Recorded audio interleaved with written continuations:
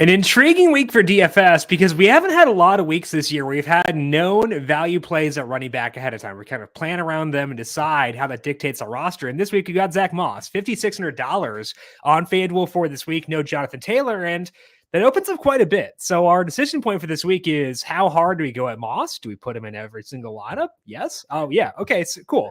And then what do we do with the savings from Zach Moss? Because we've got guys like Christian McCaffrey and Tyreek Hill in phenomenal spots. So our job today is to break down that, discuss what we're doing at quarterback, running back, receiver, tight end, and more to get you ready for Sunday's main slate. Welcome on into the Heat Check Fantasy Podcast. That's right here on the FanDuel Podcast Network and FanDuel Research. My name is Jim Sonis. I am a managing editor of digital media for FanDuel Research, joined here as I am every Thursday by Brandon Gdula. Check him out on Twitter at Gdula13.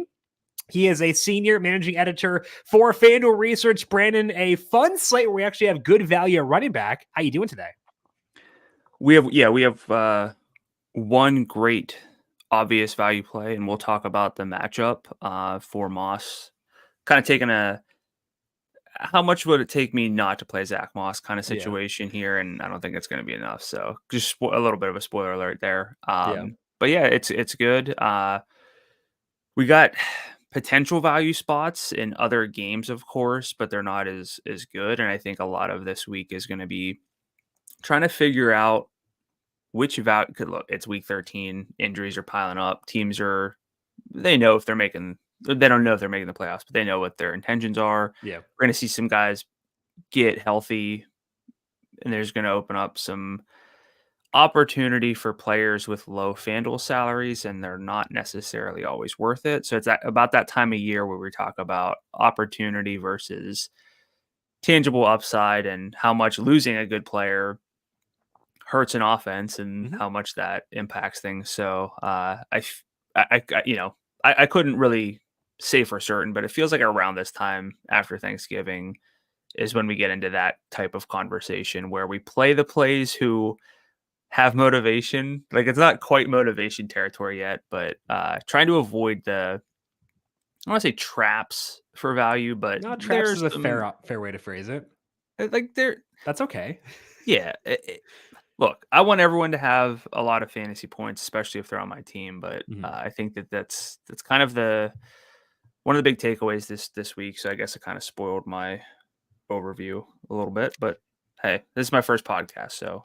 Yeah, not like you've had 8 years of training in this or anything like that. But yeah, I think it's a good slate to kind of think long and hard about prioritization, which is good. I like slates like that. I think that we have legit options to go, legit ways to spend our salary. So pretty fun slate. We'll break down everything you need to know, hopefully, here in just 1 second. But first, a reminder to make sure you're subscribed to the numberFire Daily Fantasy Podcast feed wherever you get your podcast. Tom Vecchio is with you every weekday talking NBA DFS over on the Daily ISO. We also have Austin Swain breaking down UFC when they have cards there as well, all right here in the numberFire Daily Fantasy Podcast. You can find that wherever you get your podcasts. If you like what you hear, leave us a 5-star rating on Apple Podcasts or over on Spotify as well. Also, do not forget our free play for this week. Go to FanDuel.com/research to get involved with that. No entry fee. Got some chance at some free prizes over at FanDuel Research. Go to FanDuel.com/research. There will be a link on the main page there. Click on the story with the link for the free play. Go to that. Get yourself entered, maybe win yourself some free cash as well. Score early this NFL season with FanDuel, America's #1 sportsbook. Right now, new customers get $150 in bonus bets with any winning $5 moneyline bet. That's $150 if your team wins. If you've been thinking about joining FanDuel, there is no better time to get in on the action. The app is so easy to use. There is a wide range of betting options, including spreads, player props, totals, and more. So visit FanDuel and kick off the NFL season. FanDuel, official partner of the NFL. Must be 21 plus and present in select states. FanDuel is offering online sports wagering in Kansas under an agreement with Kansas Star Casino LLC. First online real money wager only. $5 pregame moneyline wager required. $10 first deposit required. Bonus issued is non-withdrawable bonus bets that expire 7 days after receipt. See terms at sportsbook.fanduel.com. Gambling problem? Call 1-800-GAMBLER or visit fanduel.com/RG in Colorado, Iowa, Michigan, New Jersey, Ohio, Pennsylvania, Illinois, Kentucky, Tennessee, and Virginia. Call 1-800-NEXT-STEP or text NEXT STEP to 53342 in Arizona, 1-888-789-7777, or visit ccpg.org/chat in Connecticut, 1-800-9-WITH-IT in Indiana, 1-800-522-4700, or visit ksgamblinghealth.com in Kansas, 1-877-770-STOP in Louisiana. Visit MD Gambling Health in Oregon, Maryland, 1-800-GAMBLER.net in West Virginia, 1-800-522-4700 in Wyoming. Hope is here. Visit gamblinghelplinema.org or call 800-327-5050 for 24/7 support in Massachusetts, or call 1-877-8-HOPE-NY or text HOPE-NY in New York. Let's dig into that thing you alluded to, Brandon, with our slate overview here for week number 13. And to me, it all boils down to Zach Moss. And, how hard do you go at Zach Moss? Here on this show, our old saying, like OG Heat Check, was, in this house, we spend up at running back. I think now it might be, in this house, we spend down at running back when we can. And the when we can clause applies to this week with Zach Moss. So, like, for reference, last week, Isaiah Pacheco was a good value play, 66. There was no Jerick McKinnon. I liked him a lot, and I had him on every single main slate lineup except for one. So, like, that was a worse play than what Zach Moss is, which means I'm probably just going to go 100% Zach Moss this week and then use that savings to get to either Christian McCaffrey or Tyreek Hill. Undecided as to which. If I have two lineups, I'm probably just going to go one of each because I'm a coward. But that's my overview for this week: is use Zach Moss to get to the studs. What stands out to you across week number 13? Before I get to that, just imagine telling ourselves a couple years ago that we would use a value back to get to a receiver with a salary of $10,000, right? Instead of Christian McCaffrey, and be happy about it. To be clear, and be happy about it. That's the wild part. It's not out of like fear or obligation. It's because, like, no, I actually want to use him.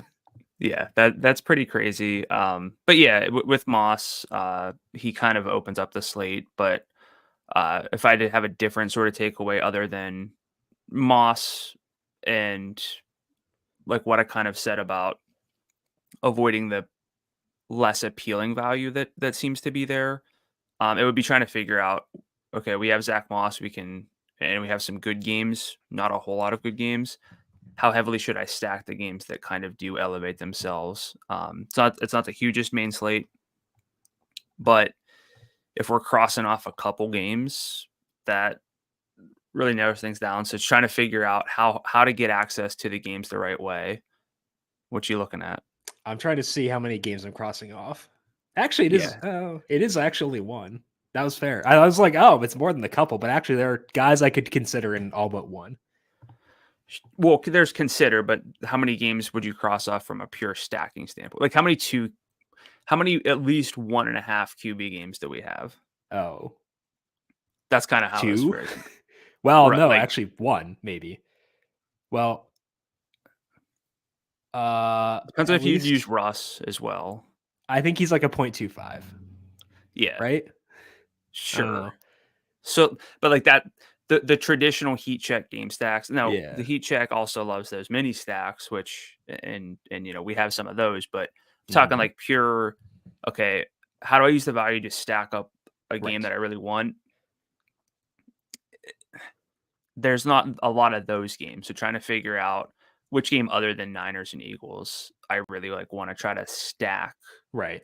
I think, and a lot of the games that I want to stack this week, I don't want to stack with the quarterback. I think that's part of it as well. So it definitely does play into this week. Like, I'm not using Sam Howell, so that's a one quarterback game. Stuff like that.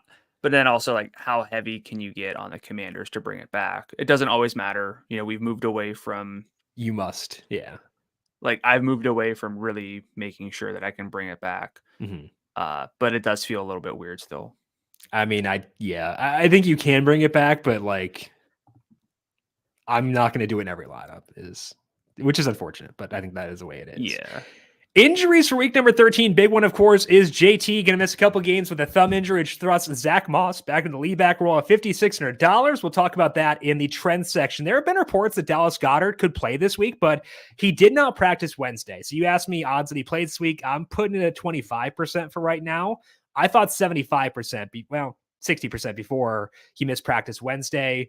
We'll talk about them in the bookmaker section. Devon Achane got in a limited practice Wednesday with his knee injury. Sounds like there's a legit shot he plays this week. Tyreek Hill and Raheem Mostert both sat out, but they've been doing that pretty often this year, so not a huge concern for me right now on those two. We'll talk about them in the bookmaker section. Tank Dell didn't practice with a calf injury on Wednesday. Please do not take away my boy. Sounds like he'll be good to go, though. But Dalton Schultz did not practice with a hamstring injury. Brevin Jordan, ?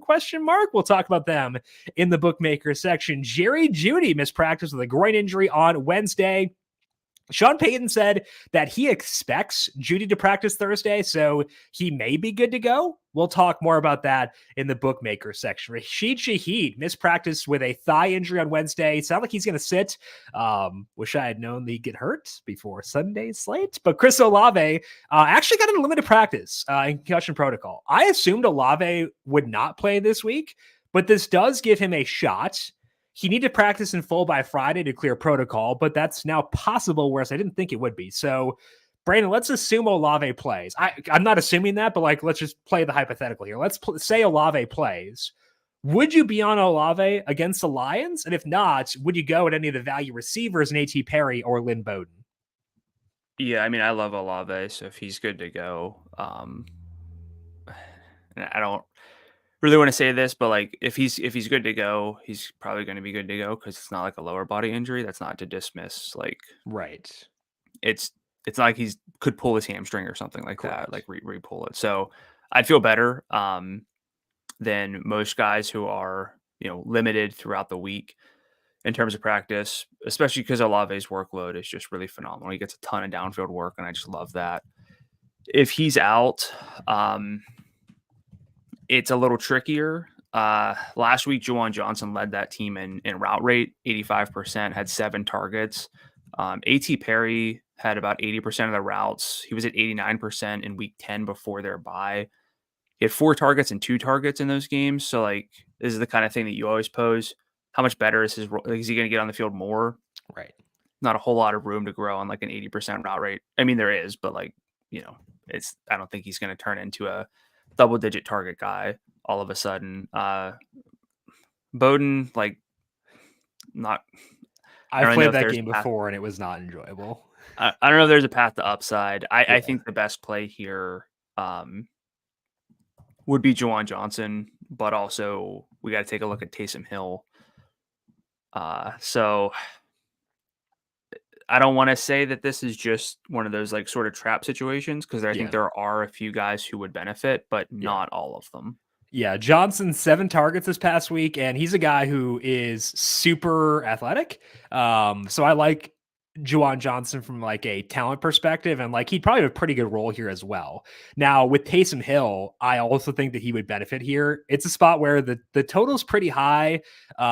If they need to, they do tend to lean on Hill a pretty good amount. He had, I think, 7 rushes last week, and he's averaging a good number. If you look at if we treat him like a running back and look at his adjusted opportunities, he's actually been pretty solid for the entire year, and he's had spike weeks as well. So I think both guys are in play, honestly. I would lean towards Hill at 65, but honestly, I know how scraping along I'll be for salary. That's not the right way to phrase that, but how cash strapped I'll be this week. I could see myself using Johnson a decent amount to save salary. I think he's a pretty decent play this week. Yeah, Hill had 7 carries, 2 targets, 31% of the routes, 12 routes, but I think he's going to be a little bit harder to get to. Like you said, we don't have a ton in terms of, we have Zach Moss, and it might feel like, oh, you can play anybody you want, but it doesn't quite work that way still. Yeah. And receiver is pretty weak, which could make some of these Saints guys appealing, but I don't think it's the right team to go to. Yeah. So Johnson stands out to me. While we're here, though, we're talking about a team being without some pass catchers, could be a tight game. How heavy, do you have interest in Alvin Kamara, who you have a better read on than I do? Interest, yes. His salary this week is $8,300, which means he's right below Kyren Williams, and Kyren Williams' role is better than his with where things stand right now. Now, the matchup is not ideal for Kyren. He's facing the Browns.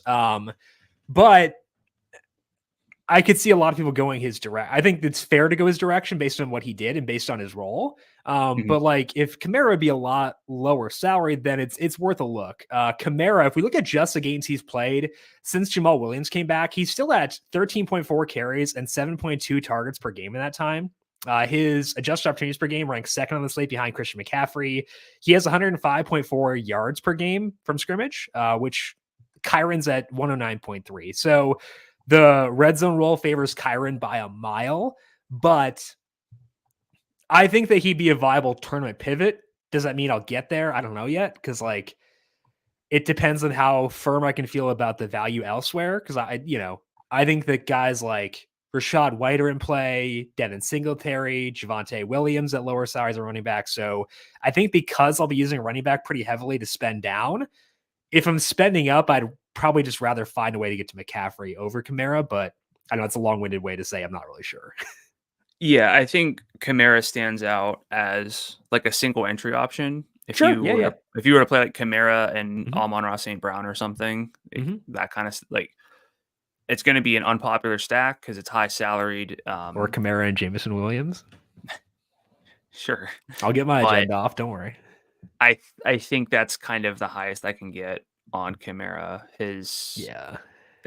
I think the salary is a little too high. I think single entry is his best format for this week and most weeks. Trey McBride, Marquise Brown, and Michael Wilson all missed practice on Wednesday for the Cardinals. They're on the road against the Steelers, a very good defense. Minkah Fitzpatrick practiced in full on Wednesday. It's going to open up volume if those guys sit, but like also, I don't know what the upside is against this defense. So any Cardinals for you this week if some of those guys wind up sitting? Yeah, I don't want to sound like hypocritical because we talked a pretty long time about some of the Saints' value, but if you lose all of these guys, like at a certain point in a tougher matchup, playing outside in the matchup, yeah, like with a worse, not worse. Sorry, sure, yeah, but offensive expectations matter, and you need to move the ball, and like even 10 targets on a team that scores like 7 points, or I'm not saying that's what they're going to do, but like if you expect offense to struggle, it's tricky. I know, I'm just saying, but and this is always again goes back to the top of the show. What I said, there's going to be a lot of these situations where it's like, well, is the offense even going to be worth it? And I don't know if it's going to be worth it this week. I agree. Speaking of which, Joe Flacco could start for the Browns this week if Dorian Thompson-Robinson can't clear concussion protocol, which I don't think he will. So Flacco's probably going to start. Do you care? Rams defense.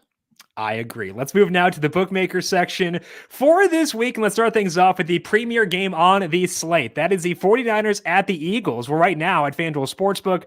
49ers are 2.5-point favorites. The total in this game sitting at 47.5. And Brandon, I think this game is pretty interesting on both sides of it. And we've got some guys we can turn to and feel pretty good about. And I don't think we're going to downplay this game at all. So my question for you is it a 2 quarterback game? Is it a 1.5 quarterback game? 1 quarterback game, AKA will Brock Purdy be in your player pool on Sunday? Probably not. That has a lot to do with how many lineups I would build. I think there are 3 quarterbacks in the top tier, being Jalen Hurts, CJ Stroud, and Tua. Bing, bing, bing. Purdy's probably next up. Yeah. I think it's him and Russ are like the 2 guys in contention there. And then I think if you really want someone else, probably Goff, but he's so far down the list then that agreed. I think it's just probably the 3 for me. And look, the way that I build lineups is I want to hit on the right combos. So spreading out to 4+ quarterbacks over, even really any amount of lineups makes it trickier, and quarterbacks, more predictable than other positions. The thing for Purdy though, as you're pulling up, we've seen really great efficiency from him. He's averaging 9.4 yards per attempt, which is disgusting. Yeah. And if you're going to be a pocket passer, you need to be efficient and throw touchdowns. And like, that's what he does. Yeah. For that reason though, like I've looked into it. The most likely guys to bust are over salaried pocket passers who just like don't have the high touchdown rate in game and don't run. So I'm a little bit lower on Purdy, but I would probably say it's a 1.5 QB game if I had to really, sit here and answer that question. If I were to guesstimate the odds that I wind up using Purdy on Sunday, I would say it's about 60%, because those savings are pretty attractive at $7,800. And he is lower salary than the other three guys we talked about, and I like all those guys.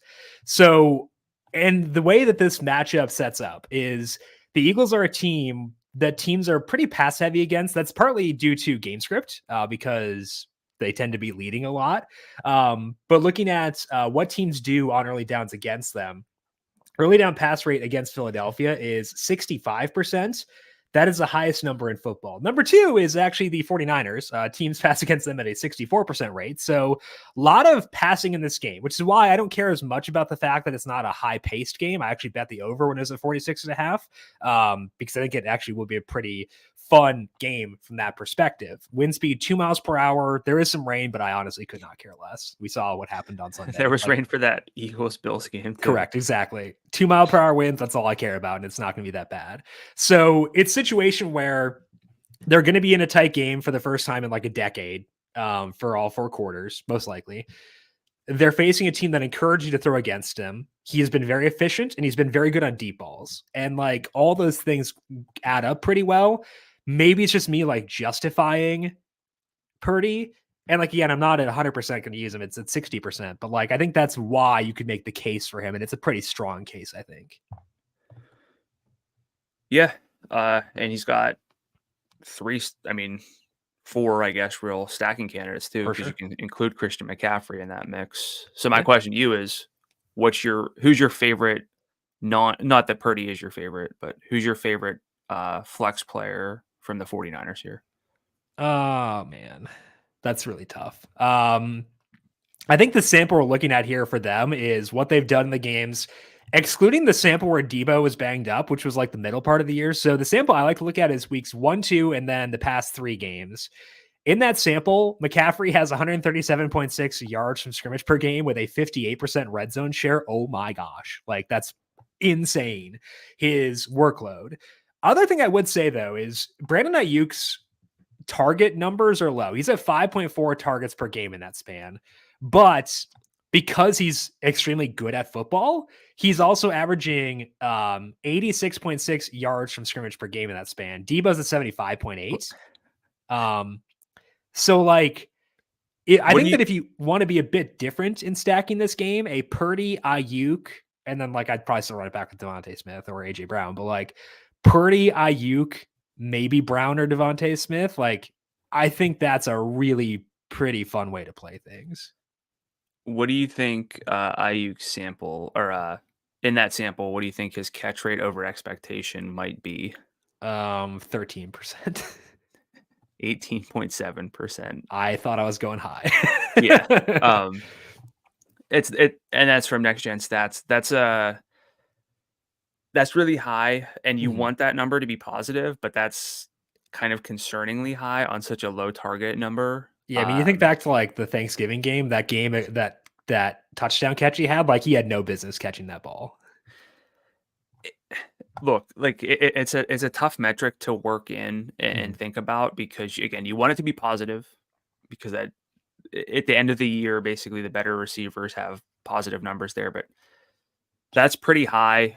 He's just kind of overperformed for a lot of the year. His catch rate over expectation for the full season, for example, is plus 6.6%. So I'm not saying like he's gonna just be super negative, and he's averaging 88 yards per game. So I'm there, but I don't know if he's my favorite. Yeah, I'd probably like my favorite is Christian McCaffrey, frankly. Oh yeah. But yeah, if I'm going with one of the pass catchers, I have a lot of interest actually in George Kittle.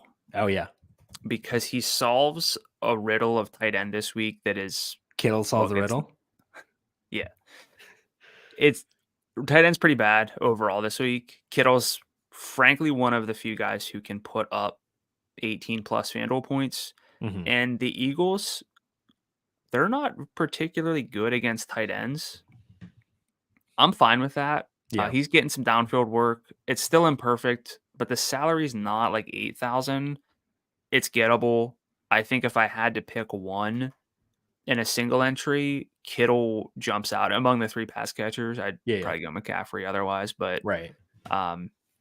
That's not to speak ill of Debo or Ayuk, but Kittle has that positional scarcity value added in what is a pretty solid tight end matchup, to say the least. So I mentioned before the sample of all 4 guys being fully healthy. Kittle has the same number of targets per game in that span as Ayuk has. He also has multiple deep targets in now 5 consecutive games, and Debo's played in 3 of those. So I've always had issues with him when Debo or Ayuk play. Like I love him when one of them misses, but like I've had issues there. But now that he's getting deep balls from the most efficient deep ball passer in football right now, like I'm not saying best, the most efficient deep ball passer in football, like that's worth quite a bit in a game that I want to stack. So like if I have 3 stacks of this game, I think I want Kittle in 1 at least. Like I think he's a priority from that perspective. Yeah. I'm probably more likely to get to Debo because I'm a coward. And like I like George Kittle, and we don't care about floor, but if I'm looking from a probability standpoint, it's still a little bit easier to justify Debo and a value tight end. Yeah. Debo's salary is really nice at 7,300. It is. Gets work in different ways. He's been in the back. I don't have the actual numbers, but he's been in the backfield a lot. So he's at 3 carries per game in that span I cited before, with also 6.6 targets per game. So he actually leads in targets per game in that span as well. Yeah, so I'd have a hard time going with Ayuk over Debo.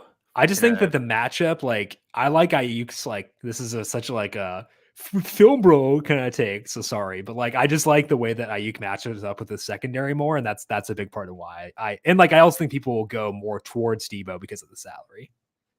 Yeah, I mean, look, Purdy's in play. We love McCaffrey. We strongly like Debo, Ayuk, and Kittle. It probably sounds like I don't really like Ayuk, but I do. Yeah. It's just, like you said, harder to get to with the salary, and that gives us some added game theory to get to him. So I think our thoughts are clear on the 49ers. What are you thinking for the Eagles? I just want to see if I can build a Purdy. Ooh, I can. Purdy, McCaffrey, Ayuk, AJ Brown lineup actually does work. It does require some debasing of yourself at times, but I think it does work. So what was the question again? I was distracted. Shocker. I know. What about the Eagles? I really want to get to AJ Brown this week. His salary is down to $8,400. It has come down because he hasn't been as hot recently, but like in the 2 games without Dallas Goedert, he still has a 27% target share with 25% of the deep work and a 40% red zone share. It's like his workload has still been good. He just hasn't had the insane efficiency that he had earlier on this year. And if Goddard does play, like his splits in that span are very good. So from I want to spend up to be contrarian perspective, I love AJ Brown. But honestly, like if Goddard doesn't play, I love Devontae Smith too. So I think it's similar to Ayuk where I kind of want to spend up to be contrarian, and I can do that this week. So I think that's why if I have a single entry lineup, like 1, I'm preferring AJ Brown over Devontae Smith under the assumption he will be lower rostered this week. Yeah, I would say it's pretty similar to the Ayuk versus Debo kind of conversation. One player is easier to justify from like a pure value-based standpoint and like over or underachieving expectations.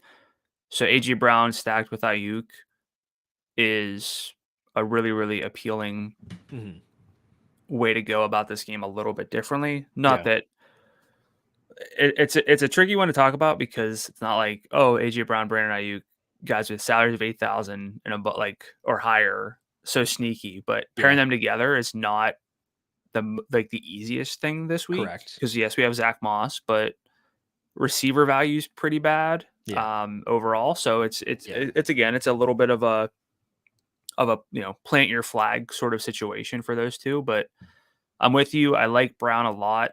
It's still easier to justify Devontae Smith. Yeah. What about, is Jalen Hurts just clearly like That's the QB1 priority to get to? I think I've grown really fond of Tua within the past like 3 hours. So Tua's salary is $8,400. Hurts is at 9,000, and Hurts is like, he is dependent on rushing touchdowns, but also like he's such a good bet to get them. Like he's averaging two per game now, like for the year, because he has multiple in 3 games this year. Eventually that will not happen, but also like even if like it comes down, like maybe he gets it through the air, which he hasn't done a ton so far this year. So I think he's the QB1 accounting for salary, but my interest in Tua keeps making me question that a tiny bit. Yeah, we'll talk about Tua here more in a second, but I feel like we don't have to force in Jalen Hurts, but it sure would be nice to get there. Yeah. So it's probably going to depend on what other value opens up by Sunday. And if I don't want to build a lineup where I don't say punt. That's so demeaning. Like I don't want to build a lineup where I have anyone who I'm playing out of necessity. Look, I get the case for like Jameson Williams, but for example, if I'm building one lineup, I don't know if I feel good enough to have him in it. And if that's the difference of like Jalen Hurts versus Tua or Stroud, like I'm fine with it. I think that makes a lot of sense. You alluded to Dolphins and Commanders. Let's talk about that game right now. Where right now it's actually the highest total on the slate at 49.5, with the Dolphins favored by 9.5. And the implied total for the Dolphins as a result is 29.5. The Commanders implied total is also like respectable at 20. So the Dolphins come with high salaries, but I think they're pretty clearly worth it. So will you get to Tua this week, and any bringbacks for you on the Commander side? I will get to Tua again. So Washington's just basically the worst pass defense by a lot of different metrics. And Tua in 5 games against pass defenses outside the top 20 in terms of EPA per dropback, 334.6 yards per game, 2.6 passing touchdowns per game. Again, if your quarterback's not going to run, you need like 350 and 3 to 4 touchdowns. We're kind of just betting against Jalen Hurts this week in terms of 35 plus points. Tua can get there. Stroud can get there. A couple of guys maybe in their best game of the year can get there, but it's not super loaded with superstars. So like 28 from Tua would be great. But also Tyreek Hill in those matchups that I already mentioned. 134 yards per game, 1.2 touchdowns per game. And Jalen Waddle's at 85 yards per game and just 0.3 touchdowns. But with Hill in particular, like this team has beaten bad teams and struggled a bit. Yeah. What is this yardage? That's 120.4 yards per game this year. What? So like the value conversation is always tricky to talk about because you do need some semblance of players overperforming their salary. Hill can still do that, but you're almost, my question to you is, do you think we're getting to the point where we're a little maxed out at 10,000 unless he puts up 40, which he can put up 40 easily, but if he gets you 22, are you happy with that? I'm not mad about it. Right. So if he gets me 22, that's fine, but that's also a bit below like expectation this year. He's at 21.5 per game, and this is the best matchup you can possibly concoct. So I'm not mad at 22 points, but like, like he had 39 in the game this year. He's had 28. He's had 25. Like, one lineup for you, McCaffrey or Hill? I still got to go running back there when it's Christian McCaffrey. I'm going McCaffrey. I was that way earlier this week. It's kind of like similar to Tua, where I'm like, I'm really questioning it right now. Just because, again, like you said, the Commanders are so bad, and we've seen the Dolphins keep their foot on the gas at times this year, not as much recently. Yeah. So maybe that's why you could instead go towards the more competitive game. But like, they're facing a team that throws the ball a lot, which leads to a lot of play volume. They're bad against the pass. Like, I still lean McCaffrey, but like I'm questioning it a lot with potentially going to Hill instead. I think the odds of I don't think you can really look what time these teams play. So 1 o'clock. 1 o'clock in the worst time zone, noon in the best. Well, the 49ers play in the afternoon. Oh, what I was going to say is let's just say they both play at 1 o'clock. At 1:30, you can't kick yourself for playing either of these guys. Correct. Like, no matter what happens. Yeah. So it is what it is, but I'm leaning McCaffrey if I can only play one. Yeah. I lean McCaffrey as well. Lean is the key word there, though. Let's talk about the Dolphins backfield. Devon Achane sounds like he has a shot to go this week. His salary has come down to $7,400, and he is in the Aaron Jones zone where I need a full practice before I ever consider using him, because it does seem like that knee is still not perfect. But it sounds like he kind of potentially could have played last week, and that does help me a bit. So I want to see a full practice. If we get a full practice for Achane, I would say for tournaments, he is on the menu. I will not go anywhere near him in cash games. I would never consider that. I value my money. But like for tournaments, like a single entry tournament, I'm at least considering it. How would you view Achane for tournaments if he gets into full practice on Friday? The hardest part with this is I would typically just say, look, they're big favorites. They don't need to run this guy into the ground.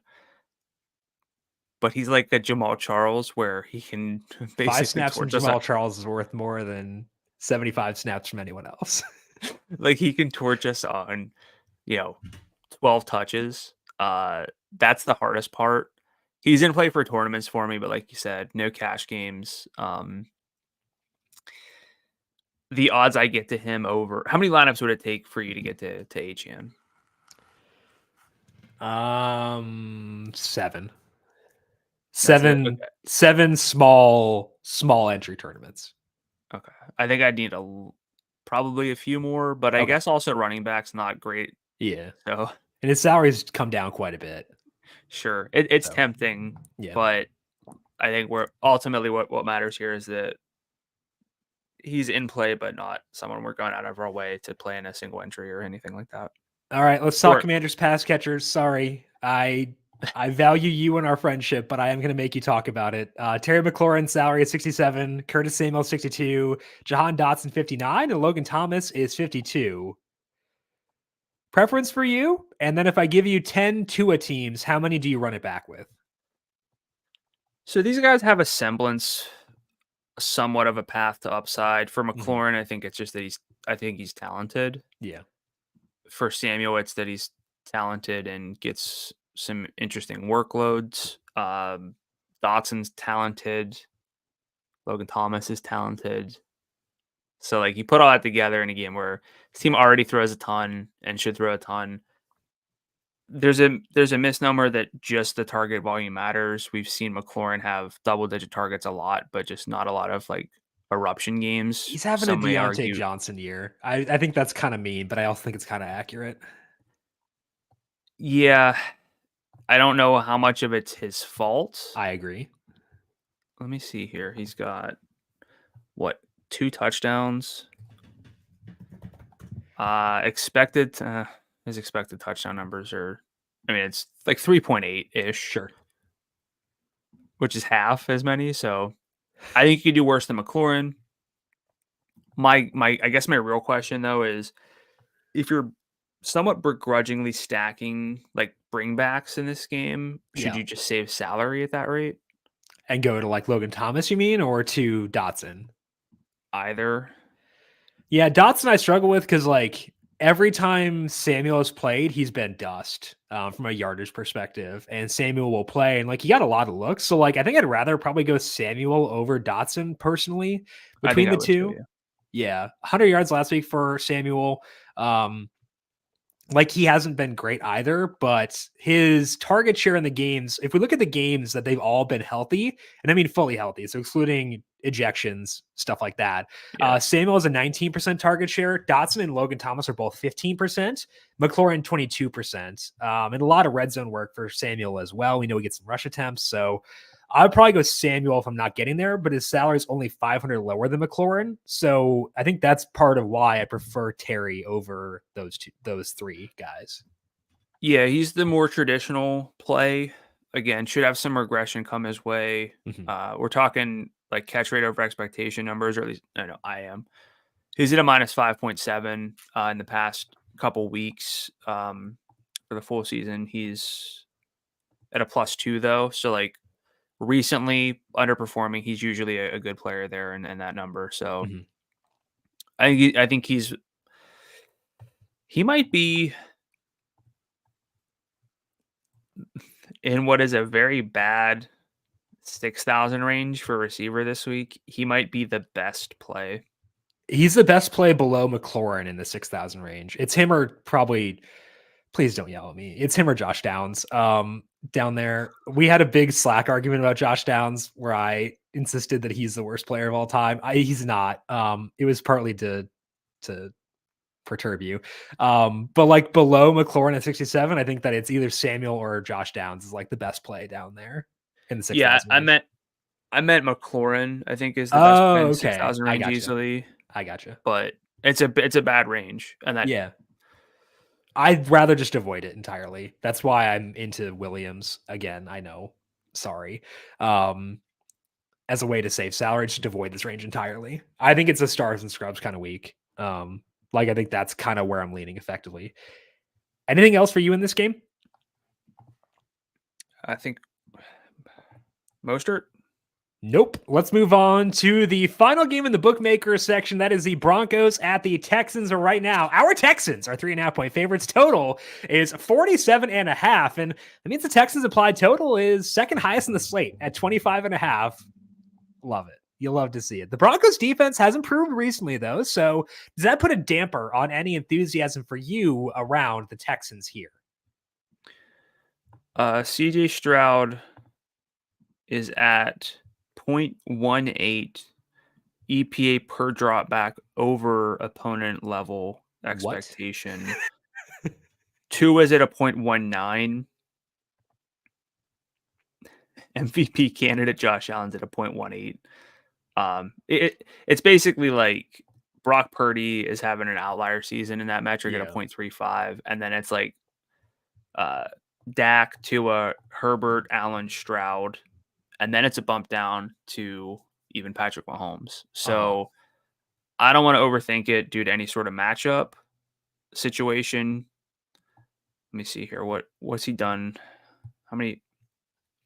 He's got 5 games against top matchups. Yeah. He's got 5 games against top 10 pass defenses. He's averaging 266 and 1.6 touchdowns, 8.0 yards per attempt. And he can run a little bit, not a ton. He ran pretty effectively last week. He was willing to run, did so pretty effectively. One of those games against a tough defense was Baltimore, the first game of the year, and like they're kind of a sicko level defense. I also would say I think Denver's getting a bit overhyped defensively. At least I think people realize they're still not good against the rush, but I think they've gotten a bit overhyped against the pass because like if you look at the teams they've placed, of course they had the Chiefs matchup and they did well against the Bills. So like give them credit for that. But they actually played basically to expectation against the Vikings and the Browns.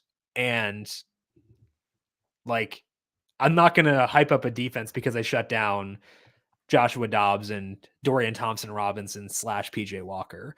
So I'm a bit more hesitant in like crowning the Broncos as being a good defense against the pass. So I think that the Texans are still a really good option for this week through the air. So if you take out, as you pointed out, his game against Baltimore, which was his first start against a team that could kind of throw a lot of different stuff and they're just really good. He's got then 4 games against top 10 defenses. His EPA over expectation per drop back is 0.32. I mentioned Purdy's at a 0.35, and he's averaging 9.4 yards per attempt. So, and again, we don't put, at least I don't want to speak for you. I don't put the Broncos in that tier even. So yeah, it's sure. good to check that in case they are good, but I don't think they're there yet. So, point being, Stroud is phenomenal. Mm-hmm. So let's talk about the pass catchers. Tank Dell, as mentioned, did not practice on Wednesday. Sounds like he'll be good to go, but his salary is 82 now. So like they're actually making us think about it, which is a first in terms of salary. Nico Collins, 76. I think he earned that bump because he's been getting good volume. Look at the games they played together this year and the games where Dell has played the full game and where Nico has played. Target distribution right now is 23% Tank Dell, 22% Nico Collins. Dell has a 36% deep target share, whereas Nico's at 23%, but Nico has the edge in red zone targets, 33% to 9% for Tank Dell. So for game stacks, I'm just going to speak for you and say we like both. For standalone plays, how are you viewing Tank Dell and Nico Collins? I mean, I like both. I think this is the hardest. I think receiver might honestly be the hardest position of the week. We've got, like we talked about, 3 to 4 QBs we feel quite good about. Mm-hmm. We've got McCaffrey and the ability to play him because of Zach Moss. Tight end, there's only so many guys who can really burn us, and we have a few. But there's upside to be had at receiver. But there's also high salaries to be paid for receiver, and it's kind of hard to allocate a ton of salary at receiver as well. Tank Dell's like workload, I don't even know if people probably realize how good it is. Like his downfield work is some of the best in the league. Yeah. Which is awesome. Yeah. He has scored in 4 straight games, and the salary's gone up. I've done research on the fact that we should probably divest at a certain point when the salary keeps climbing and someone keeps scoring. Is that to say that I don't think he could score again this week because of his work? Like his workload's good enough to do that, yeah. But at a certain point, you got to kind of move away. So I'd bump him down a little bit. Sure. Nico, I like a lot as well, though. He's the salary's not quite as low as I would hope, but in terms of the gap. In terms of the gap between the two, and again, he's coming off of a big game. He's got like monster yardage upside though, which is fun. So they're both in play. I like Stroud a ton, and I would play Stroud as my main QB if I need to, like I said. But I guess it is kind of harder to stack Stroud with one of his pass catchers. Would you rather stack? What's this? What would be the salary here? Okay, that's about the same. Would you rather stack Stroud and either Nico or Tank or Tua and Jalen Waddle? Because obviously it'd be Tyreek, but that's not a fair conversation. I actually don't know. Yeah. I think to answer the standalone question play, I think I'm not going to have a lot of standalone receivers who are not values this week. If I have a higher salary receiver, it'll be part of a game stack, which means Ayuk, Devontae Smith, AJ Brown, Tyreek, stuff like that. So my one-off receivers are probably going to be the lower salary guys, which means I'm probably going to not be here a whole lot in game stack or outside of game stacks, which is like not to like dismiss them. It's more so just like from a roster construction perspective. I know the games I want to stack have a lot of receivers I like.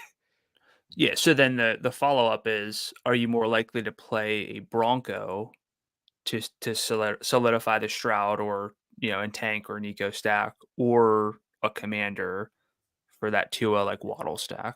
Probably a Bronco. Because I actually think Cortland Sutton's fine relative to salary 69. Sure. Like his workload's been pretty good since their bye week, which is where they've gotten Marvin Mims more involved. In that time, Sutton has a 26% overall target share, 50% deep, and 33% inside the red zone. And the Texans, not very good against the pass. I know they've been better since Derek Stingley. I don't want to say better, but like he's a good player to get back. So like I think that Sutton is pretty justifiable. And I also don't hate Javonte Williams at 66. Javonte Williams played a 71% snap rate last week. He had, I think, like 18 carries and 6 targets in that game. And overall, since his snaps went up, he is at 18.4 carries and 3.8 targets per game, which is a really good workload. And my issue with him previously had been his red zone workload, which had been like he lose work to P. Ryan and McLaughlin. He still does at times, but his red zone share is 49%. So I'm pretty likely to have Javonte Williams in a good number of lineups. And I think that's not something I can say about any Commanders player right now. Yeah. So with that all in mind, and again, you could still play Tua and Waddle and not bring it back and prefer that to Stroud plus Javonte or Sutton. But I think realistically, between Javonte and begrudgingly Cortland Sutton, which has nothing to do with him. Just, correct. He's awesome. I'd probably get to like Stroud, and at that rate, I just want to get up to Tank Dell, frankly. But yeah, for sure. Let's talk about Devin Singletary. I think that Singletary is a really good single entry play too, because the guys I like for Singletary for a single entry are players who are underrated in optimizers, because you tend to see a lot of like cashier type lineups in single entry. And I think that's a bad philosophy to use for single entry. Singletary will not pop in those because you look at last week's workload, 6 carries. Like, why would I want to use this guy who has traditionally not had yardage upside and had 6 carries last week, but he had an 80% snap rate and had 7 targets in that game.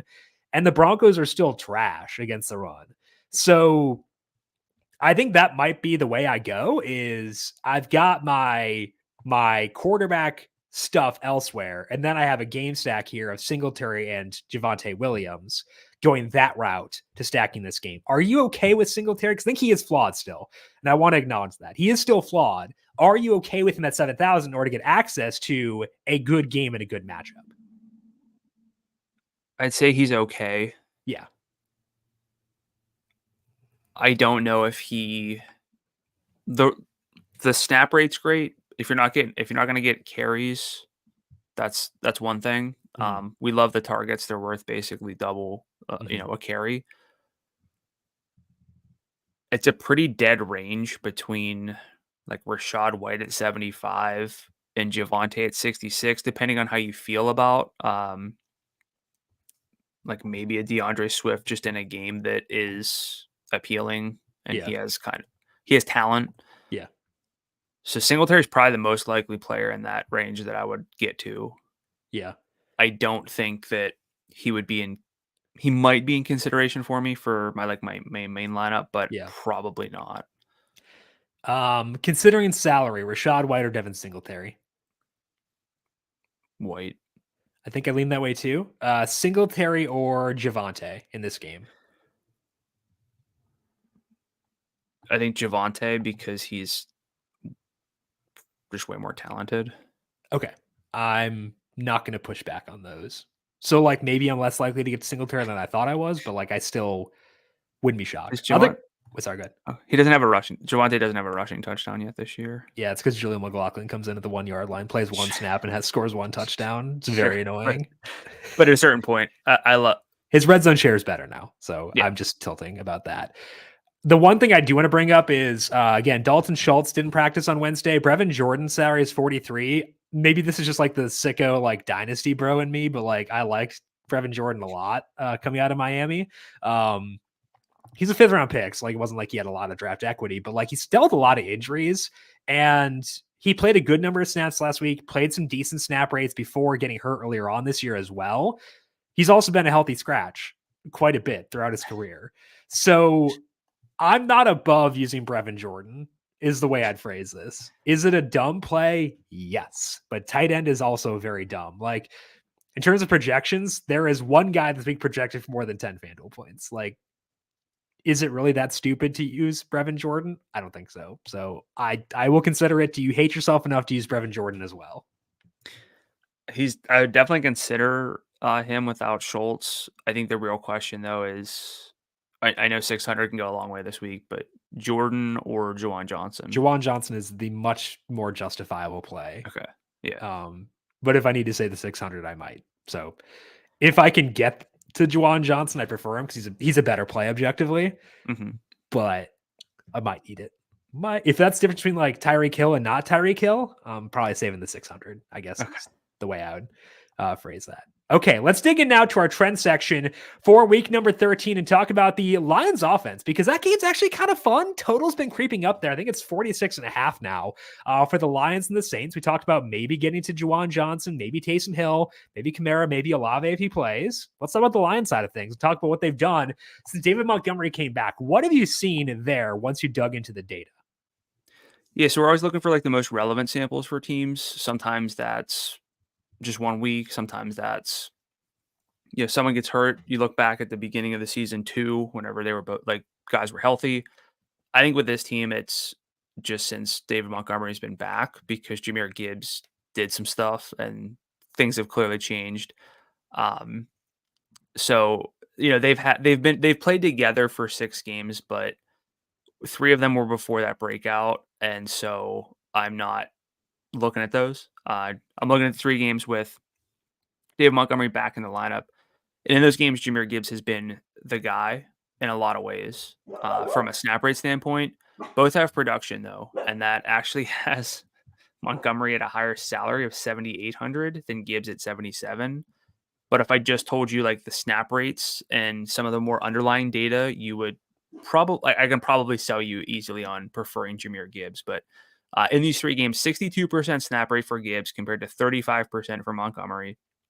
69% of the routes for Gibbs compared to 19% for Montgomery. Montgomery's averaging more carries with 13 compared to 11, but Gibbs easily has more targets, 6.3 compared to 1.0. Gibbs has an 18% target share in this split, which is awesome. Montgomery, though, still some yards, 95 scrimmage yards per game, with Gibbs at 93.3. Both have the same 31.4 total red zone opportunity share. The receiving alone is enough to separate them, but the snap rate itself just so clearly favors Gibbs. Now, there's a lot of leverage on the touches that Montgomery gets. He's like a rejuvenated player. I always thought he was pretty good in a less than ideal situation. I'm not saying Montgomery's unplayable, but between the two, give me the $100 in savings and the much higher snap rate and the passing work. Now, notably in these 3 games, the Lions have a pass rate over expectation of -7% and have been at least 8.1% below expectation in 2 straight games, but they're still pretty fast. So there's been passing volume, which is fun. This team's just a good, DFS team. Jared Goff has 33, 35, and 44 attempts in the past 3 games. And that leads me to Amon-Ra St. Brown, who has a 29.5% target share, 10.3 per game for 109 yards. Great catch rate over expectation of plus 15 points, but it's a high salary, but I think it's very justified for a player who's the clear focal point of the passing offense. Other than that, though, Sam Laporta, whose salary is way up on a bad tight end slate at 7,000, but he's at a 17.1% target share. He's the only guy above 11% other than Gibbs and St. Brown. New Orleans has been pretty bad against tight ends once you adjust to the player level. I have them 27th on a per target basis. Jared Goff's been pretty good against tough opponents, so I'm able to buy in here. If I had to pick one to prioritize, it would be Amon-Ra St. Brown, just because he's very fun and very good, and his salary is very reasonable. And as much as I like Gibbs, there's still a problem where he's not going to get all of the high leverage work, and his salary is pretty elevated. If I looked at, if these guys were lower salaried, I'd consider them more strongly, but I want to like this game. I think there are reasons to like this game. There are reasons to like this offense, but is anybody like a true core play here for you? No, no core plays for me. I would say that Gibbs is really interesting for single entry. He is. Like other guys who we've like deemed to be interesting for single entry are Devon Achane. I think we said Kamara was in that range as well. And that's probably the list, I would say, is guys that I'm like actively looking at as like tournament level plays. I might like Gibbs more than Achane and Kamara. Is that outrageous or no?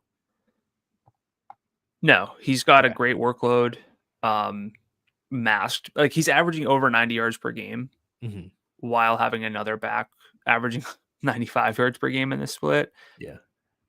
And he's just It's an 18% target share. A lot of targets there too. He's a good back. Um, you know, indoor matchup. Yeah. Game with a Like high we're total and relatively tight spread. yeah. He checks a lot of the boxes, but he doesn't check the box of like core level because the Yeah. salary is No, just I a bit agree. high. I think like a Gibbs, like Jawan Johnson mini stack, or Yeah. like if Olave plays a Gibbs Olave stack, like that's a fun way to get exposure to, or actually a Gibbs Taysom Hill stack could be kind of interesting too. So like I think that like mini stacks here, I'm not going to use either quarterback, but like I think mini stacks with Gibbs are pretty interesting. I'm probably not going to get to a Monra for the same reason I discussed with like Tank Dell and Nico Collins, where like I don't think I'll have a lot of one-off receivers. Olave would fit there, but I think I like Olave a little bit more because of salary. Is that Sure. dumb? I don't know. Maybe it No, is. I think Olave's really good. Yeah. With his downfield work factored in. Yeah. So I think that Gibbs is very interesting. So glad you talked about him because I'm tempted to make him some guy I get to. Amon-Ra at 85 or Kyren Williams at 85 in a Kyren. bad matchup. Kyren. Yeah. Like Myles Garrett didn't practice Wednesday. I think that's worth keeping an eye on too. That could boost Kyren's matchup a bit there There's as well. also a chance of short fields for the Rams offense. So. Well, with Flacco, it's pick sixes. So like there's no field there, which is disappointing. I need him to be a little bit better. It's not a picks. Like throw it into coverage so at least they're tagged down, Joe. Like do us one favor here. One last time. My first trend here is talking about the Steelers with Matt Canada. They finally put up, or without Matt Canada, I should say. They finally put up yardage last week. First game without Canada at OC. So I initially didn't think they were super different. So I kind of wanted to ignore it. But they're playing the Cardinals this week. So I had to dig in. And like there actually were some differences. And I think that those differences are intriguing. Now let's start with the things that did not change. Their pass rate over expectation was actually down to negative 4.2%. Their full season number is negative 3.7%. So a bit more run heavy, but negligible there. They also had their slowest pace of the year. So that's a bad thing. But they did do some nice things for Kenny Pickett in terms of making things easier on him, which is what you should do when you have a limited quarterback. They ran play action on 24% of his dropbacks. That's up 10 percentage points from where it was under Canada. He was also throwing in rhythm over the middle of the field. Pickett's time to throw was down 0.3 seconds. He threw only 42% of his attempts outside the numbers, which are really tough throws. That's down 12 percentage points from where it was under Canada. And this all resulted in his expected completion percentage going up 3 percentage points. And to top it all off, Pickett's ADOT increased to 8.4 yards, up from 7.0. So they gave him easier throws, and they were pushing the ball downfield more. Those are both very good things. That's the biggest positive here. And it's one that could be sticky. So I'm not going to touch Pickett because I respect myself. I still think he sucks, but I can be more receptive to their pass catchers, especially in matchups as good as this one against the Cardinals. Looking at the target distribution there, it was a lot to Pat Freiermuth and Deontay Johnson. Freiermuth had 11 targets, 3 of which were downfield. Deontay Johnson had 8 targets, 1 downfield, 2 in the red zone. Still just 5 targets for George Pickens, 2 of which were deep. Johnson was still inefficient. Shocker. I think his odds of hitting a ceiling are still low. They're higher, but I'm not going to go there at 68. Freiermuth is more palatable, though. His salary is 58, and he'll be popular, I think, but David Njoku's popping in optimizers for some reason. I don't know why. You tell me. But if that keeps people away from Freiermuth, sick. I love it. It's a low salaried way to get exposure to a great matchup. I don't hate that. The backfield remains status quo. Najee Harris, 53% snap rate, 49% for Jaylen Warren. Warren did get 19 adjusted opportunities or carries plus 2x targets, but that is his 3rd highest mark this year. And his 13 carries were his 2nd most. It's still not perfect, but like it's not terrible. His salary is 65. I would love to go there in this matchup, but I don't think I can justify it at this workload. So I would say 3 things are true here. The Steelers look better now with more easy buttons for Kenny Pickett. They're in a great matchup. I don't know for sure if I'll use anybody other than Freiermuth here. So any other takeaways for you from the Steelers in their first game with no Matt Canada? You're throwing out like throws outside the numbers and play action rates. Next gen stats rules, I'm, man. I'm, it sounded like you were charting this stuff, becoming a film guy. No, I looked at next gen stats. I cheated. I took I used my own easy button. So I was looking at all right. I don't know the last time that we've played Deontay Johnson. It's probably outside been a single game. I used him as MVP in a single game slate once, and I still hate myself for it. It was the stupidest thing I've ever done. I've done a lot of dumb stuff, and that was definitely number one. But I'm sitting here looking. Okay, for me, downfield targets are 10 plus yards. He had 4 of those, so 4 out of 8. He had both red zone targets. If they're trying to make simpler throws, but he's also getting some intermediate to downfield work. Because his ADOT was 11.7 yards, it wasn't 21.7 yards. I was like, okay, receivers weak, 6,000 range is bad. Could I consider Deontay Johnson? Sure. Let me see where he is in the low 6,000. His salary is 6,800. Psych. So that's we talk about Tank Dell maybe being at his salary ceiling, or Tyreek Hill at 10,000. What is Deontay Johnson's best game output? He had an 18.4 point game this year. How? That's a shocker to me. Did he score 3 times? He's not allowed to score touchdowns. You know that. My threshold for using a guy is 85 yards or 2 touchdowns, and this dick has gotten 85 yards twice this year, so I can't even cross him off. And that's annoying to me because I want to cross him off. Yeah, I still don't think. Okay, here's the out, Brandon. I know you'll love this because you love narratives. You do not get mad at me every time I bring them up. Bad vibes all around with Deontay Johnson. There was that play with him not hustling after a fumble. He's been weird on Twitter. The weird on Twitter algo bumps him down 13 percentage points. Okay. And I wasn't gonna play him anyway. Pickens 66 is a worse play than Deontay Johnson at 58 somehow. I think they're both bad, but I think that Freiermuth is pretty solid 58. Are you okay with him?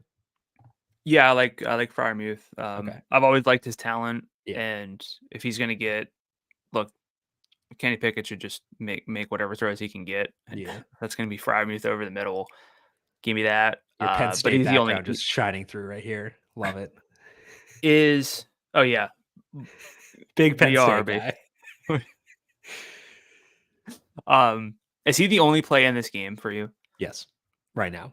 I would say he's number one. Only other guy I am somewhat considering is Warren, and I feel bad about that. I don't think I should consider him, but it's a great matchup, and he can bust off long plays. So I don't think I should. I think it's a terrible process play, but if you're asking me which guys can make me regret not using him, I think it's Freiermuth 1 and Warren 2.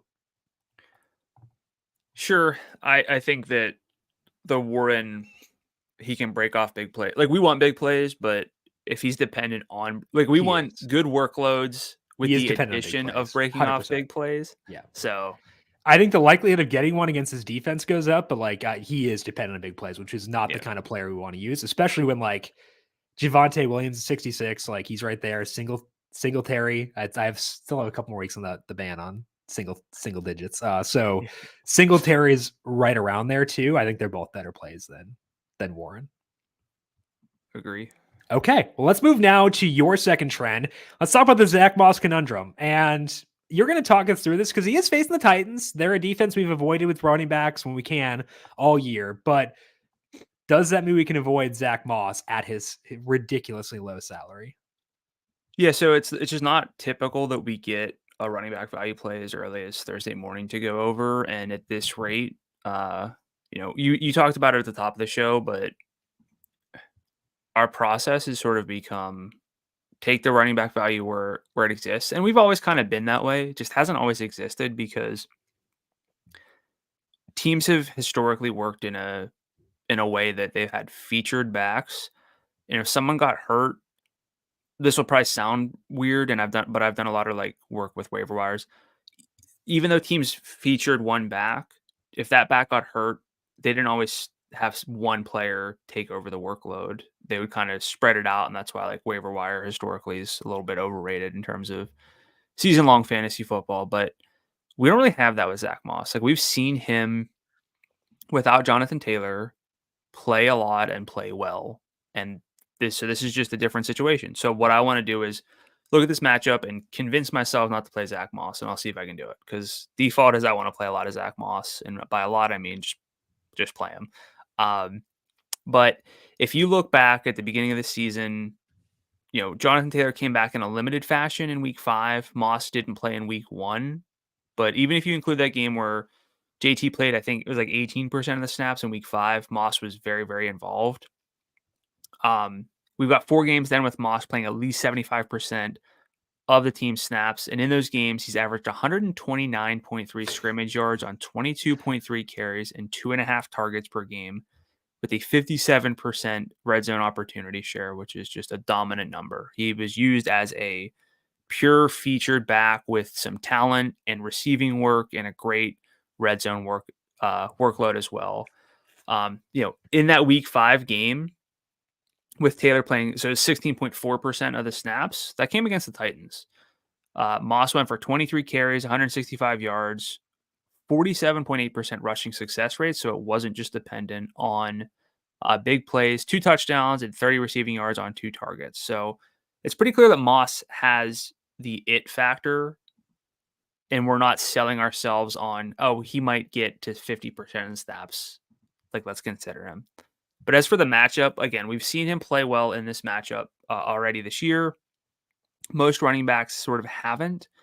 If you look at a lot of different metrics, the Titans are just really good against running backs for the full season. Top 5 in rushing success rate allowed to running backs, top 10 in yards per carry, which is not a metric I like to use, but it's a simple one to kind of look for a combination of volume and efficiency there over a full season. But they've had some really strange splits. And I asked you about this because you do a lot of this work, but in weeks 1 and 2, they allowed it under a 20% rushing success rate. And I'm just going to use yards per carry because it's simpler to understand here, but 2.65 yards per carry in those first 2 games. Then from weeks 3 to 9, 43% rushing success rate and 4.7 yards per carry allowed to running backs. And then in weeks 10 through 12, back down to a 24% rushing success rate and 2.7 yards per carry allowed. So had a really weak middle of the season, but they've kind of put the clamps down again. But if you take a closer look, I think this is a pretty matchup dependent. Haven't really played a lot of great running backs or a lot of great offenses. So I don't really think that I can talk myself out of Zach Moss. Now, while we're here, if you want to pivot away from Moss, I think you have options within this offense because the Titans are a bit of a funnel defense, 30th against the pass and 5th against the run, according to numberFire's metrics. I think Gardner Minshew is going to rate out like okay in optimizers, but I'm not getting there. And like, we used to hate on the Colts for never giving anyone a 20% target share in a game, but Michael Pittman's been above that in every game this year. He's at 30.7% for the season and at least 32.5% of the targets for 4 straight games. He's getting downfield work. I think he's a great play if we can get to him. But I'm going to just talk about Josh Downs while we're talking about this offense. I think he's really interesting at 61. 20.2% target share in his active games, 22.1% in games with at least a 30% snap share. Not the best ADOT, but he's getting some downfield work, 1.8 targets per game. Coming off of a 13 target game, I think he's one of the better plays at receiver under 6,500. So I think there are 3 Colts in play with Moss for sure, Pittman for sure if I can get there, and Downs looking like maybe the best value receiver to me, and some, depending on how I view it. Where are you with Moss, and do you think you'll play either receiver? I think the receivers kind of run into the same issue we talked about with other guys. Like, I like Pittman a lot. I think I've come a long way on him. He's allowed to get downfield work now, which is weird.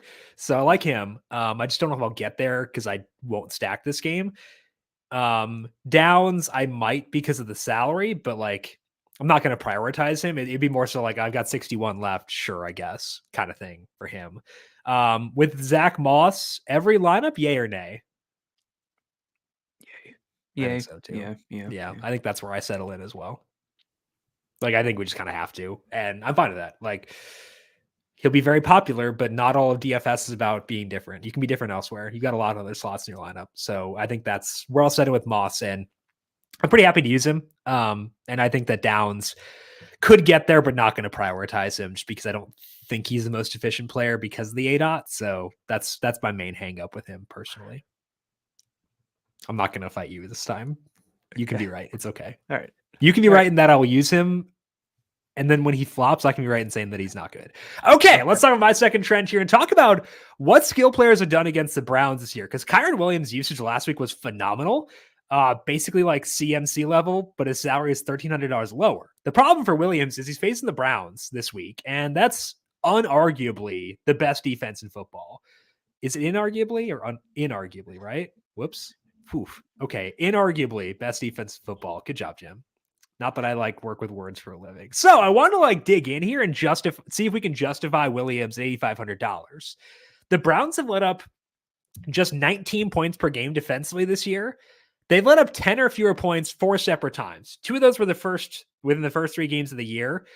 But as a result, only twice has a non-quarterback hit 20 FanDuel points against them this year, and nobody has had more than 20.5. That 20.5 point game was Jalen Warren 2 games ago. It's part of a recent downtick in the Browns' rush defense. They now rank 6th against the rush based on numberFire's schedule-adjusted metrics, and their 2 worst games in early downs have come the past 2 games against the Steelers and the Broncos.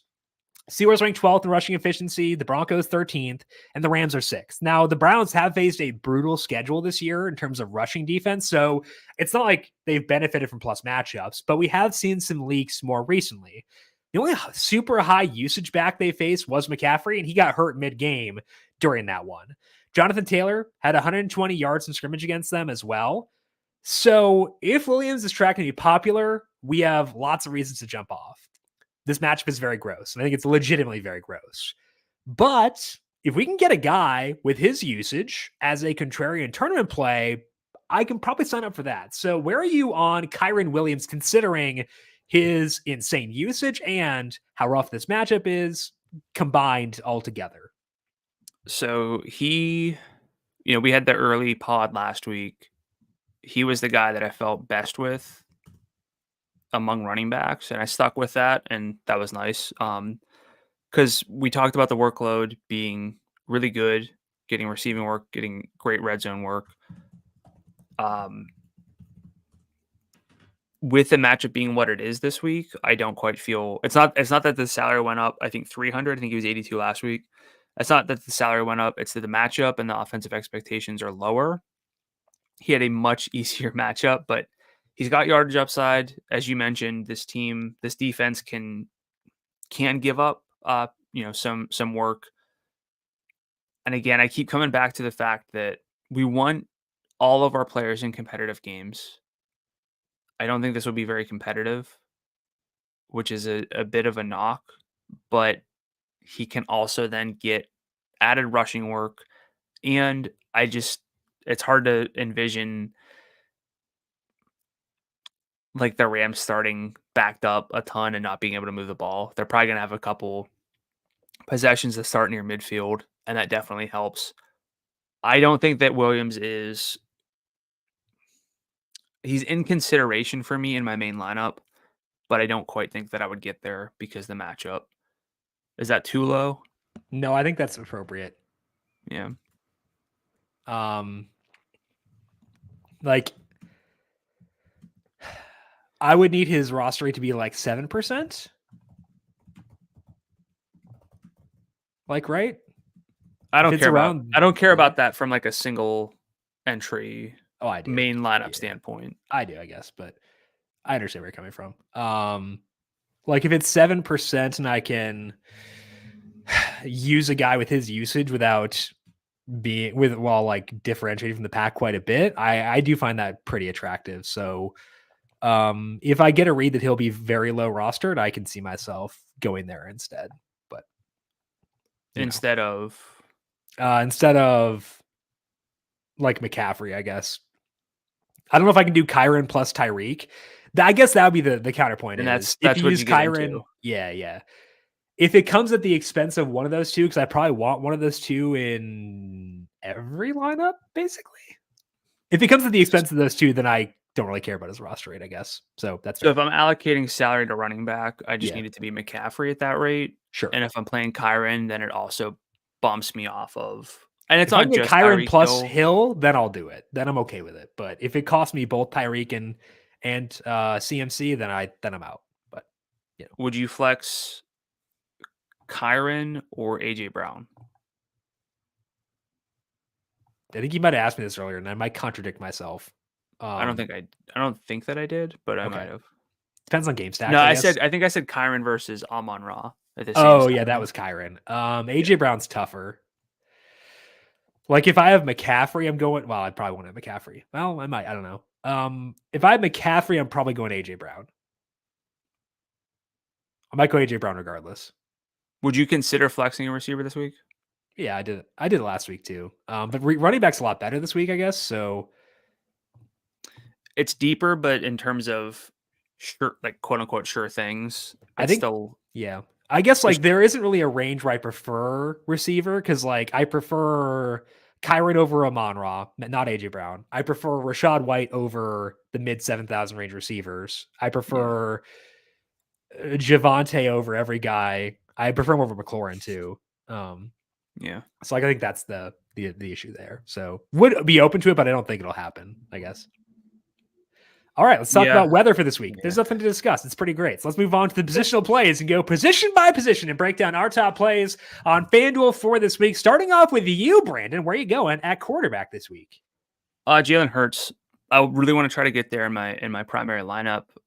It's a pretty solid passing season, 245 yards, 1.6 touchdowns, completion percentage over expectation of plus 5.3%.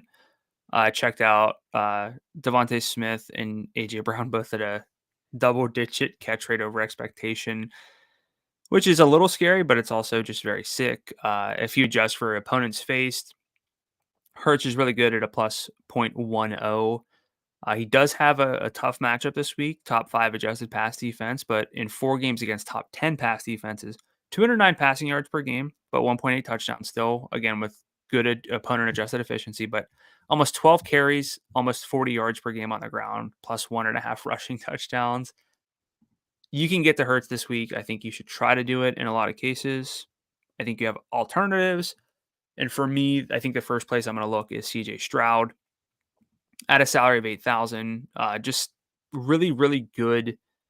To me, still a good matchup. I'm not really adjusting for what the Broncos have been doing. No wind this week for him. I know weather's pretty good overall, but Denver's 24th in adjusted pass defense on the full season.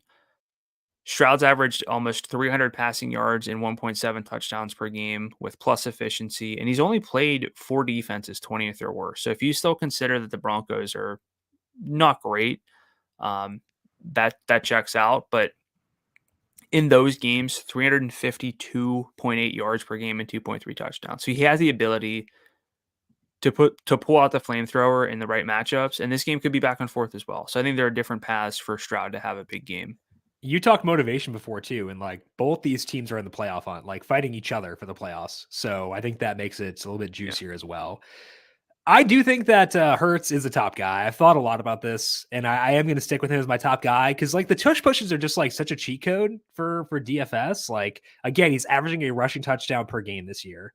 And I think that's something that's undersold by optimizers because you can't really project that, I guess. Like you can, but like most people don't project it very well.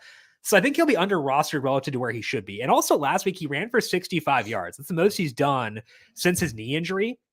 So I think he's healthier now than he was before. Teams prefer to attack the Niners through the air. I think that's a good thing in terms of passing volume. There's slight home underdogs, which is good for passing volume too. So I think that Hurts is going to be the number 1 guy. Number 2, I am going to go Tua over CJ Stroud. Thought about it more, and like I just think this matchup is too good to pass up. And also, you look at Tua's game logs, and they're pretty underwhelming recently. So I don't think we'll see Tua at like a super high roster rate. Maybe we do. Maybe people are, less point chasing than they've been. But like that's what my research has shown is people love to chase points, and you're not doing that with Tua. So I think that we know where to stack him. It's a good game in terms of passing expectation. I don't really need to run it back if I don't want to. I can go with Tua plus pass catcher and then have mini game stacks elsewhere.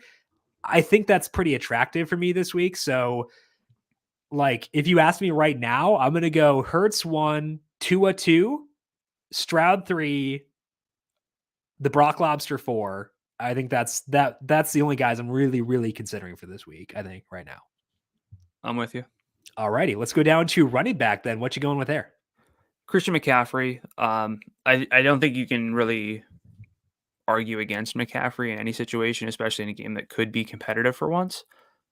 So, we have the, like, spoiler alert, Zach Moss is a love. So he has some salary freed up.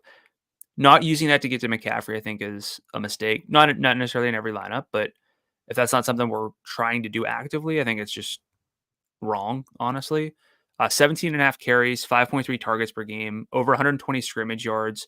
Only 3 other backs in the main slate have averaged even 100 scrimmage yards. He's got an 81% snap rate, over a 50% red zone opportunity share. Don't want to overthink it and don't want to move away from McCaffrey, even for someone like Tyreek Hill. So if I'm picking one, it's going to be McCaffrey over Hill, though I think both are very justifiable. Second love, I probably had Rachaad White in my loves for, I don't know, like half the season at least, but I understand it. Like, he gets a ton of receiving work, and this week he's got a great rushing matchup at a salary of 7,500. Carolina is just the best overall running back matchup according to pretty much any metric, but that's kind of needed for White. Their offensive line doesn't rate out well. I think they're bottom 8 in like run block grade according to PFF, but his efficiency metrics aren't good. He still hasn't lost work because of it. He's just getting a lot of targets as well, 4.2 per game, 84 scrimmage yards per game. You want that a little bit higher, but a sort of near elite red zone share too, 37% of the total team's red zone plays going to him. Moderate salary, great matchup. I think Rachaad definitely stands out. And then, we talked so much about Zach Moss already, but just a reminder, almost 130 scrimmage yards per game in games as like a featured back. So I'm not going to say much more, but for me, Zach Moss is in every lineup. Yeah, I think I'd agree with that as well. I had McCaffrey as my top player running back, but you went through him. So I think I'm going to pivot in here and talk about Devin Singletary a bit because we did get a comment. I think it's a good comment from William on YouTube saying that it's kind of absurd to consider Singletary the better play than Warren given the matchup. And like, I get that. William, totally fair to have reservations because Devin Singletary is not like an elite football player. The reasons that I'm here is that Denver actually ranks lower against the rush than Arizona does for the full year. They're 30th, Arizona 29th. So the matchup actually pretty much neutral between those two guys. And then Singletary is on the team with a higher implied total. He is at home. He's playing indoors. Those are good things. And he did play an 81% snap rate last week with Dameon Pierce being back. And now it's a better rushing matchup. Maybe he does lose work to Pierce. So that's why I'm not going to Singletary in cash games. But for tournaments, I do think there is enough there to give him pretty strong consideration. So I understand why you wouldn't want to do this. That's totally valid, totally fair. But for me, with the way my process works, I want guys who are on good teams. And I think that the Texans are a better team. So I do think he's a good play. So I understand your reservations. They're totally valid and fair. That's why I do think that Singletary is a pretty solid play for this week.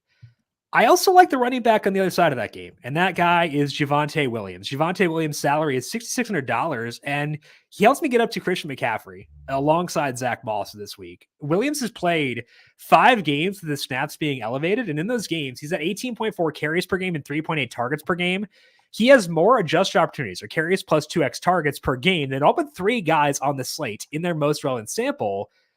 Hasn't had the efficiency, and he might not get that here given the Texans are a lot better against the rush than they are against the pass, but the salary here is very good. $6,600 gets me access to a game I like a lot. So I think there'll be a decent number of lineups where I have players at running back on both sides of this game. Devin Singletary paired with Javonte Williams in order to get myself access to McCaffrey, maybe. Well, I guess I wouldn't do that because it means I wouldn't have Moss, but like, it helps me get access to Tyreek Hill. I'm going to take that. So Javonte Williams, pretty fun play for this week, despite the fact he has not been efficient so far this year. My third love is also Zach Moss. I don't see how you don't make him a love for this week. $5,600 facing the Texans, who have not been as lethal as against backs recently. Ever since the Kevin Byard trade, they've taken a dip against running back. He's very good against the run, so I think that actually is significant. 22.3 carries and 2.5 targets per game for Moss in his games to lead back with a 57% red zone share. So he's getting Kyren Williams' workload for $5,600. I'm going to take that. So every lineup, I'm going to have Zach Moss in it for this week. Wide receiver, what you going with there? I have both Eagles guys. I was gonna lean Smith, but do you have AJ Brown in your loves? Nope. Go ahead. Okay. I'm gonna go to AJ Brown. I thought he'd be harder to get to in terms of salary, but you can definitely do it. And Brown, without Dallas Goedert, just underperforming. I talked about his catch rate over expectation being plus 10%. I think it's like plus 10.5% on the season. So mine is 9.9% without Goddard. The yardage is abysmal. And it's not that nobody will play him. It's just that he's still a really good player with a good workload and a lot of ability in a game that he should be leaned on pretty heavily. So I'm fine with Smith, but you can get to Brown. And I want to make sure I am overweight. So by what I mean by that is I want Brown to be on a higher percentage of my lineups than on the public percentage of lineups. Because I'm really warming up to AJ Brown this week. So I think you talked me into Brown quite a bit. But again, I have no issues with Devontae Smith. Just think it might be an AJ Brown week. Second love, it's tough. I have Terry McLaurin. I think he's the best play in the 6,000 range, especially above 62, if I just say it that way. Maybe I should prefer Cortland Sutton, but there's going to be volume here if the game plays out the way that it does. And Washington already throws a ton. Terry McLaurin, 21% target share on the full season, 20% in 3 games with Curtis Samuel since he returned in the lineup. I know that's been a kind of a fluky sample, but point being, he's like the main guy almost always over a large sample. He's got a solid ADOT over 11 yards. Good downfield work per game, 3.7 targets in this span. And if you just weight his target numbers, he's like at 11.5 per game. I think it's very defensible to go to Terry McLaurin, especially if you're playing Tyreek Hill this week. But my third love, Josh Downs, 6,100. I'm going back there. I don't care what Jim says. I like Zach Moss. I would even consider potentially playing Downs with Moss if I needed to, because I think they're just 2 of the best value plays of the week. Titans, again, kind of a funnel defense. Downs coming off of a 13 target game, caught 5 for 43, but 3 red zone targets and a downfield look. In games where he's played at least half the snaps, 22% target share for 7.7 targets per game. With receiver being bad overall, I will take Josh Downs at 6,100. I do want to say you can build a lineup with Tyreek and McCaffrey. I just did it. There are some reprehensible things in there, but you got to do what you got to do. So I'm willing to try it, and I will do so, which is why Tyreek Hill is my top love at wide receiver for this week. Jalen Waddle has been healthier since their bye week. And so that's what I want to view as their most relevant sample, is what they've done since the bye week with Waddle being healthier. And in those games, Waddle's at a 25% target share. That's better than what he was at before the bye week. But Tyreek Hill is at 36%. Despite missing some time in both those games, like he's been off the field for a bit, he has a 60% deep target share and a 50% red zone share. How? How is that possible? And now he gets to face a doggy-do Washington Commanders defense. I can potentially use him with McCaffrey. If I have one lineup, might just do it. Might go full send and try to jam that in. So it does require some tomfoolery, but I'm open to that. So Tyreek Hill, great play. If I have 2 single entry lineups, he'll be in one with McCaffrey being in the other. If I can't justify doing both. My second love is Debo. His salary is pretty moderate at 73, and I like Ayuk a lot. So I want to emphasize that again. But in the fully healthy games this year for all the guys, Samuel's at 3 carries and 6.6 targets per game, 75.8 yards from scrimmage per game with a 14.6% red zone share. Like for a receiver, those are very, very good numbers. And you're getting access to a very good game at a low salary. That's what worked last week in the Bills-Eagles game was Devontae Smith, Gabe Davis, lowest salaried access to this game. So like, I think that's your justification for going Debo plus Devontae. Maybe that's the route, or maybe it's, I don't really want to use DeAndre Swift anymore at 67, but like you could potentially justify it.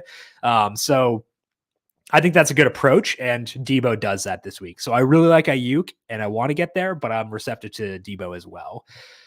Let's talk about Jameson Williams. Again, this is the tomfoolery you got to do in order to jam in Tyreek plus McCaffrey, but he has a path to a big game. His salary is $5,200 in the slate where I need savings.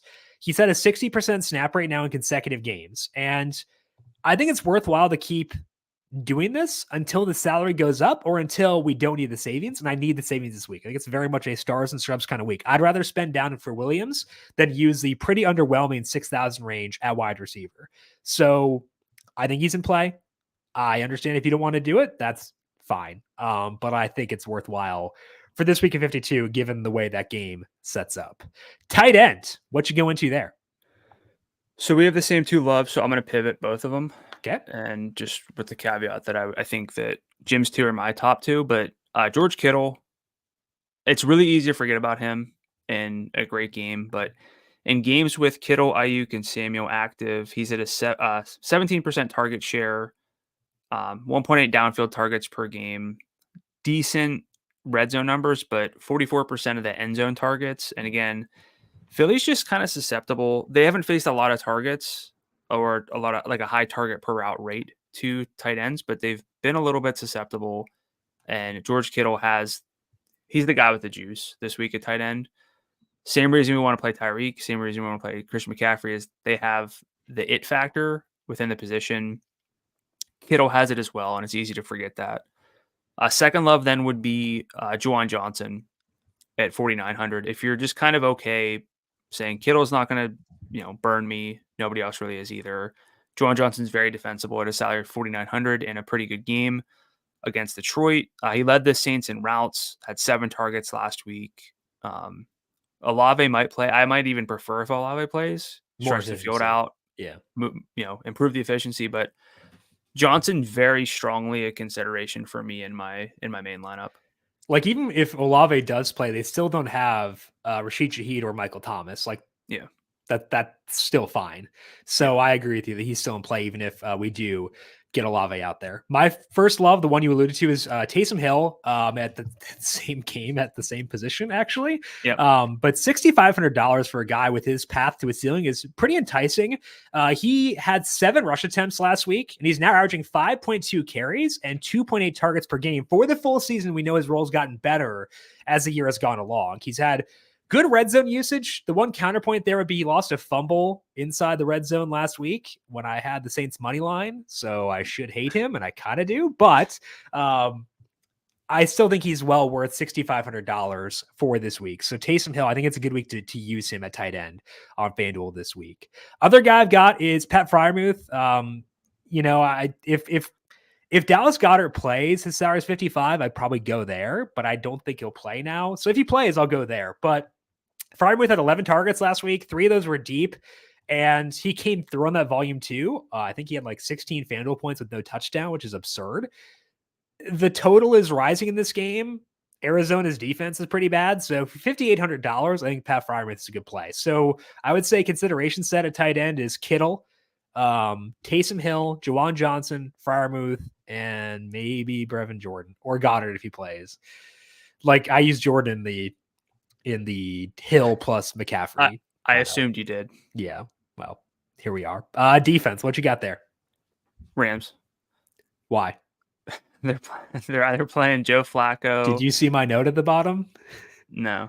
My notes for Rams defense are Joe Flacco. That's all it says. Well, he's not even guaranteed to start, right? He's going to start.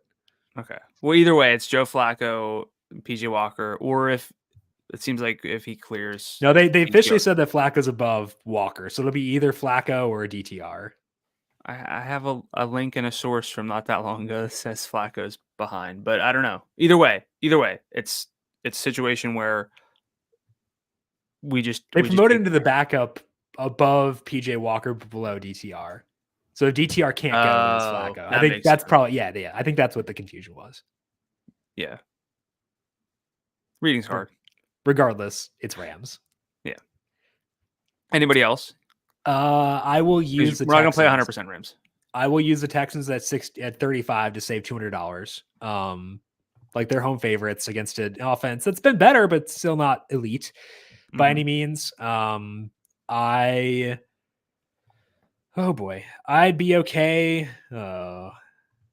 What's the Steelers defense at? Probably too high for me, I assume. Ooh, 49. My gosh, why? What are you thinking? I don't know. I thought it might be like, well, they're not like huge favorites. So I thought maybe I'd get some relief there. Yeah, it's probably just those two, honestly. I don't know. Would you use like I might use the Titans. I was gonna say the Titans or no, I'm using Moss. Just kidding. No, yeah, I'm not using Titans. Yeah, it's probably just those, honestly. Feels bad, but that's defense. Yep. I've had good luck with defense this year. That luck will dry up very soon, and I'm excited for it to be this week when I use only 2 defenses and they both flop. Yep. Any final thoughts for you, Brandon, across this entire Week 13 main slate? Probably just it's late in the year now. Keep track of injuries. Things are going to change. There's probably going to be plays that we get to that we didn't even mention here because things open up. Yeah.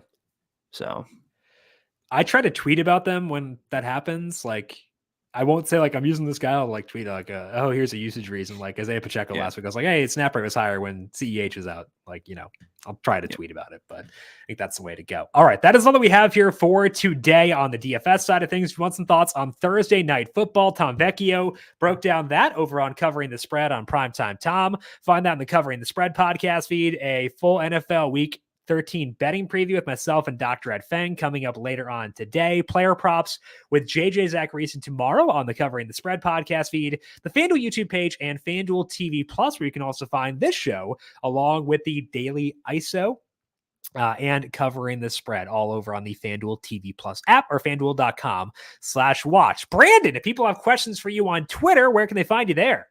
I'm on Twitter at Gdula13, GDULA13. I'm on Twitter at Jim Sonis. You can find me on Threads at Jim.Sonis. You can find FanDuel Research on Twitter at FanDuel Research. Want to thank you all for tuning in for today. Good luck to you with your DFS lineups. We'll talk to you once again Monday to recap all the action. This has been the Heat Check Fantasy Podcast right here on the FanDuel Podcast Network.